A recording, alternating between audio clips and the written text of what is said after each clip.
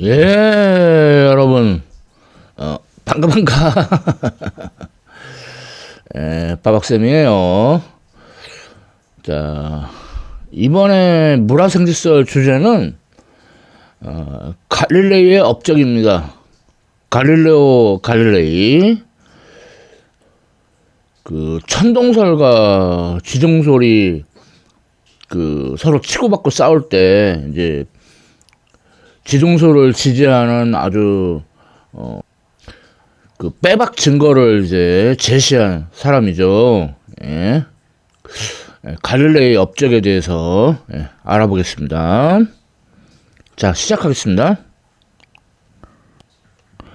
갈릴레이는 뭐 본명이 좀 복잡한데 갈릴레오 디 빈첸초 보나이우티 대 갈릴레이. 우리 간단히 그냥 갈릴레오 갈릴레이 이렇게 부르죠. 예, 앞에 갈릴레오가 이름이고 뒤에 갈릴레이가 성이에요. 그래서 뭐 영어의 영향이 요즘은 크니까 갈릴레이라고 많이 부르는데 과거에는 이제 갈릴레오라고 많이 불렀어요. 근데 이제 정작 이탈리아에서는 어떤 존경의 의미로 성으로 부르지 않고 이름으로 부르는 경우가 많다고 하네요. 그러니까 어떻게 보면 갈릴레오가 옳을 수도. 아무튼 1564년에 출생해서 1642년에 돌아가셨는데 출생한 곳은 피렌체 공국의 피사라는 도시에서 장남으로 출생을 했어요. 근데 출생한 집안이 뭐 귀족이긴 한데 거의 이제 몰락해가지고 되게 경제적으로 궁핍하고 그리고 장남이잖아요. 그러니까 이 사람 인생 이 전반적으로 좀 경제적으로 쪼들려가지고 어떻게 하면 추가로 더 돈을 더 모을 수 있을까 그런 생각을 많이 하다 보니까 뭐 여러 연구들을 하게 된 거예요.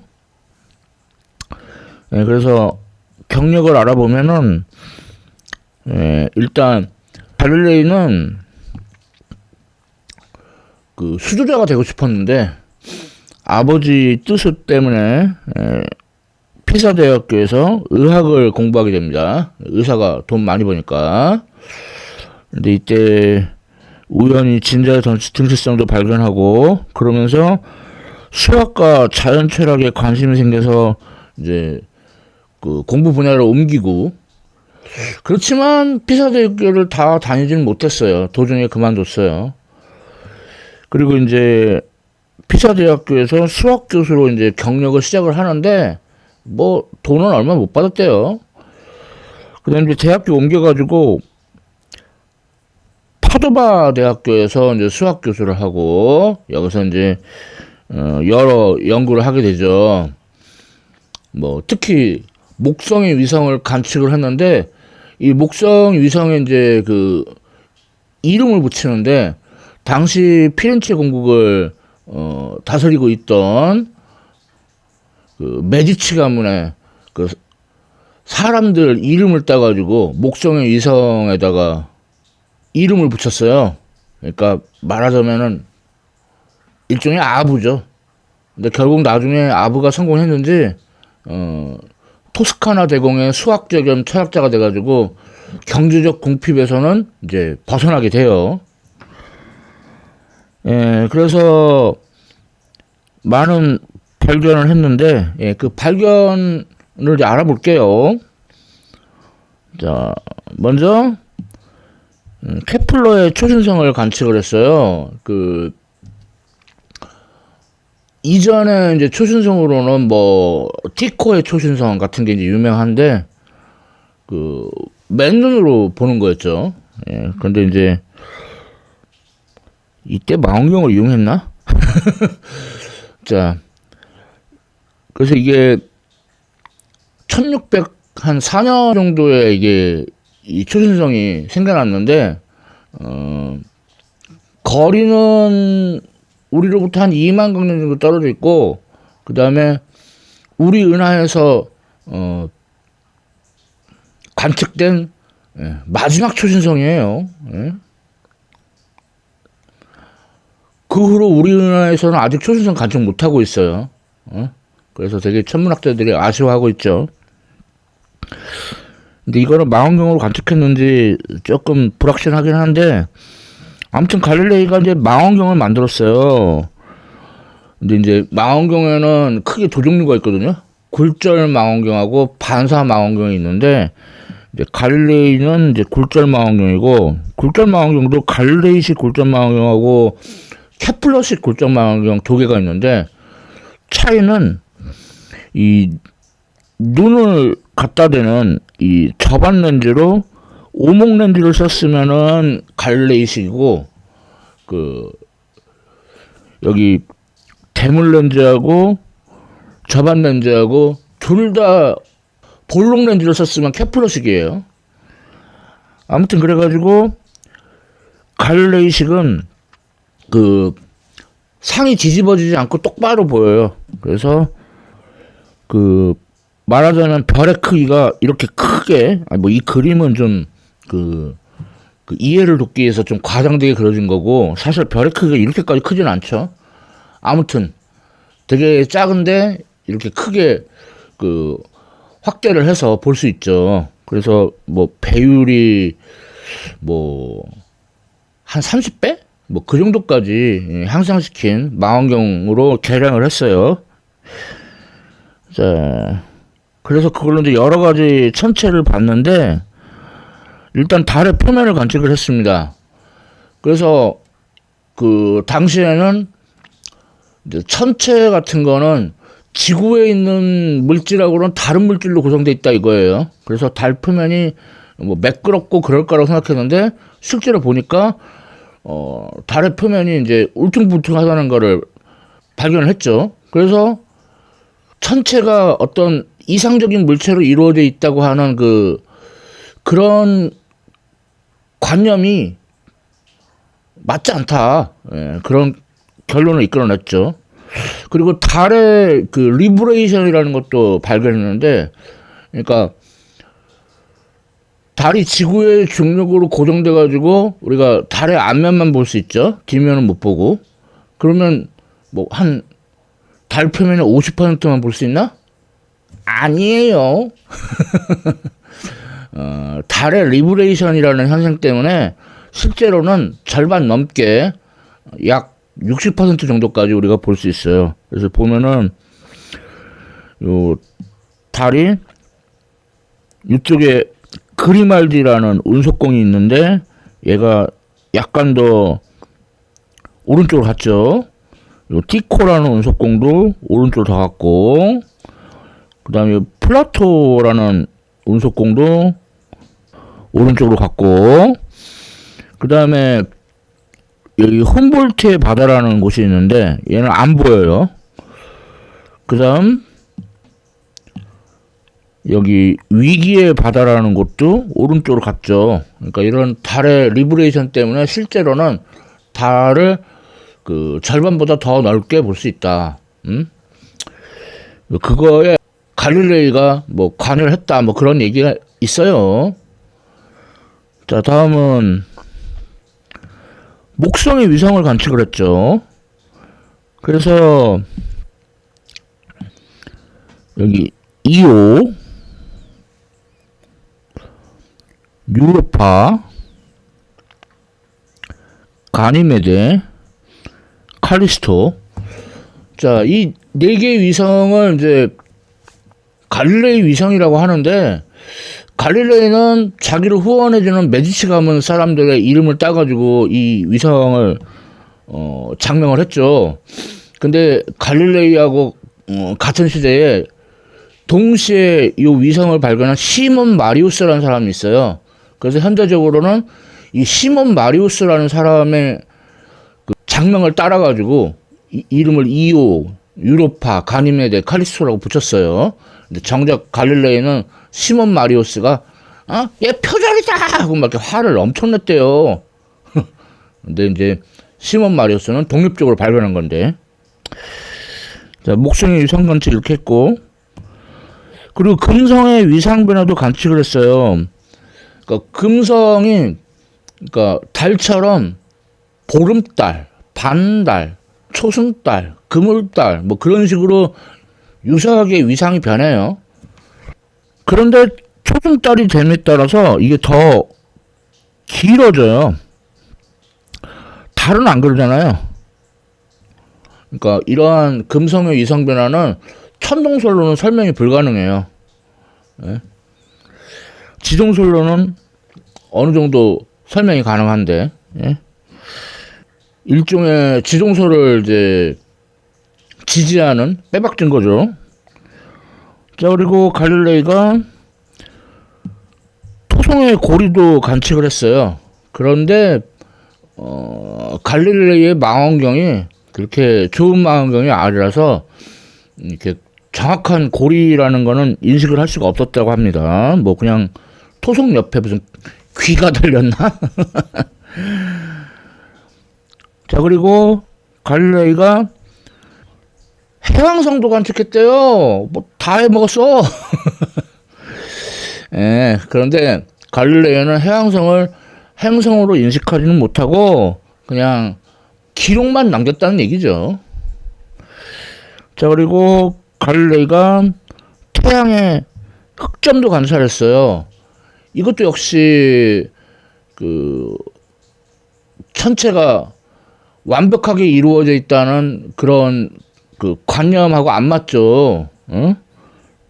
흑점이라니. 예? 그러니까 뭔가 불순물이 껴있는 듯한. 그리고 갈릴레이는 은하수를 관측을 했는데, 은하수가 그 수많은 별들의 모임이다라는 걸 알았고, 자, 이런 식으로 이제 그 천체 관측에 많은 업적을 남겼어요. 그 외에도 이제 뭐 조수, 그러니까 밀물과 썰물. 지금 요 사진 보면은 썰물이 돼가지고 많은 배들이 무태 드러나 있죠. 근데 이제 갈릴레이는 이 밀물과 썰물이 지구의 운동, 그러니까 뭐 자전과 공전에 의해서 일어난다라고 주장을 했어요. 그러면은 밀물과 썰물이 하루에 한 번밖에 안 일어나거든요. 그러니까 틀렸죠. 아무튼 주장했고, 자, 다음 해성에 대해서도 다루었는데, 근데 조금 생각이 달랐어요. 그러니까 뭐 그 티코의 초신성으로 유명한 티코 브라헤 같은 경우에는 해성을 이제 천체로 생각을 했어요. 예, 지금하고 같죠. 근데 갈릴레이는 해성은 그 대기 현상일 거다라고 얘기를 한 거예요. 예, 지금하고 틀리죠. 갈릴레이라고 뭐 매번 다 맞는 건 아닙니다. 예, 아무튼 그래서 급기야는 이제 당시 종교적 권위하고 충돌을 할 수밖에 없었어요. 그래서 종교 재판에 해부돼 가지고 너 지동설 철회하지 않으면 화형에 처할 거야. 뭐 이렇게 협박을 하니까 갈릴레이가 예, 지동설을 철회하겠습니다. 뭐 이랬죠. 그리고 이제 지하 감옥에 갇혔는데 뭐 지하 감옥의 벽에다가 뭐 이프르시 무브 하지만 그것은 움직인다라고 벽에다가 썼대요. 그거를 쳐다보고 있는 그림이에요. 예, 글자는 안 보이지만. 근데 정말 이 말을 했을까? 이 말을 했든 안 했든 많은 사료가 갈릴레이는 확실히 지동설을 지지했던 걸로 보입니다. 예, 그래서 종교 재판의 결과로 이제 쭉 가택연금을 당해요. 그래서 이제 결국 돌아가셨는데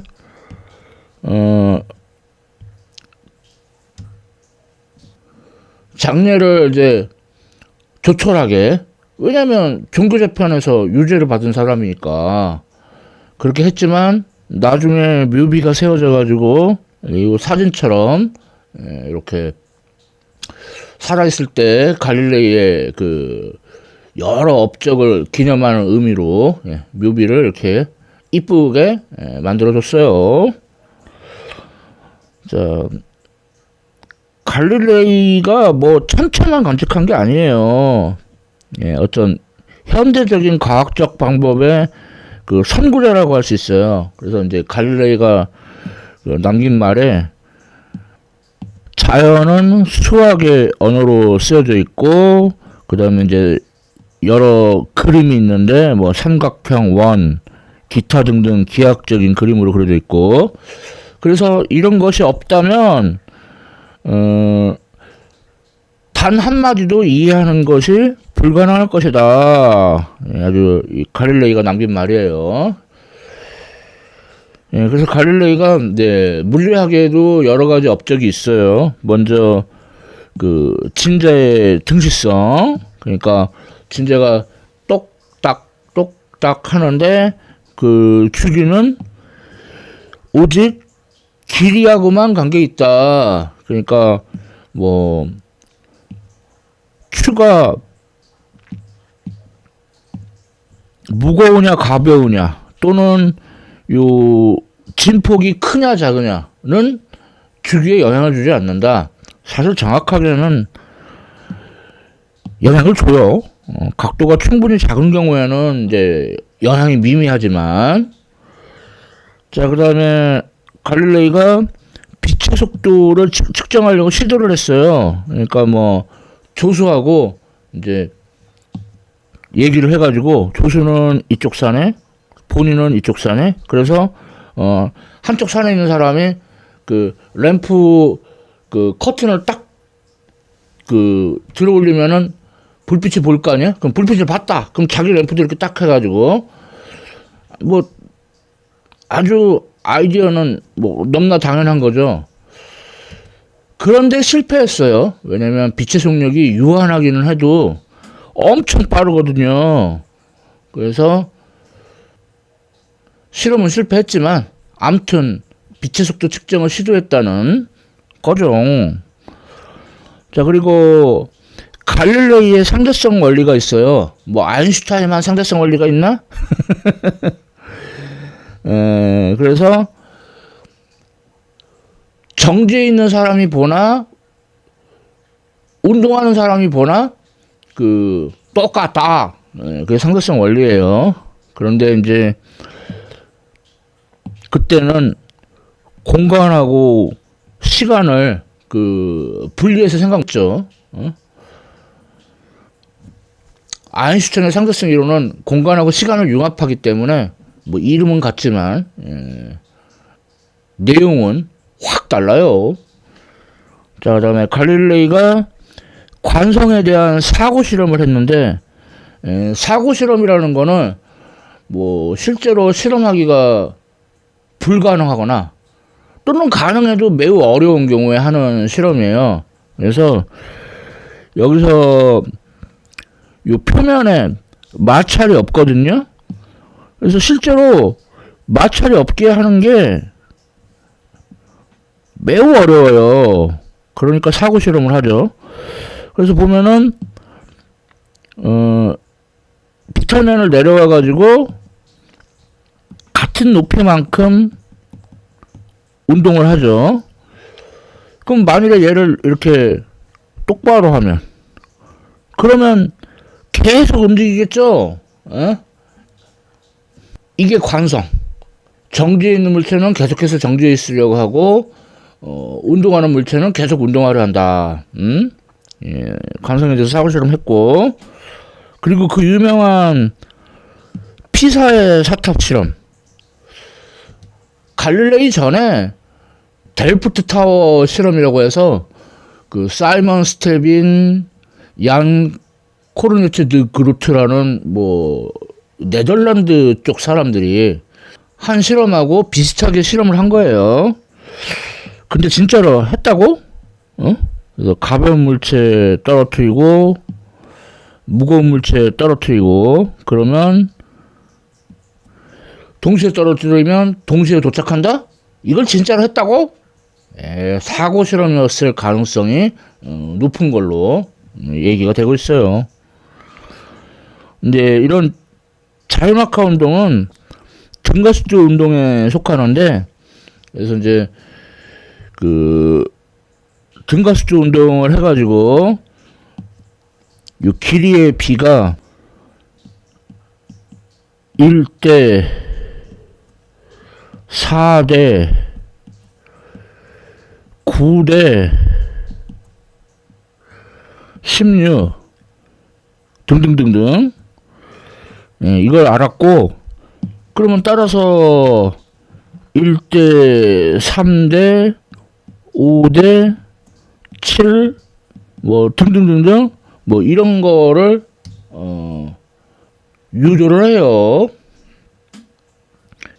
그리고 포물체 운동, 이게 그 수평 방향으로는 등속 운동이고 수직 방향으로는 등가속도 운동이다 라는 거를 이해를 해요. 그래서 이제 그 후대에 이제 뉴턴 같은 사람이 와, 뭐 정말 대단하다 그런 평가를 내렸죠. 예. 자, 이렇게 갈릴레이 뭐 망원경으로 천체만 본 줄 알았는데 물리학에도 이렇게 많은 업적이 있어요. 그런 다양한 업적에 대해서 알아봤습니다. 빠박쌤의 문화생쥐 썰, 갈릴레이의 업적에 대해서 얘기했어요. 지금까지 시청해주셔서 감사합니다. 빠롱빠롱.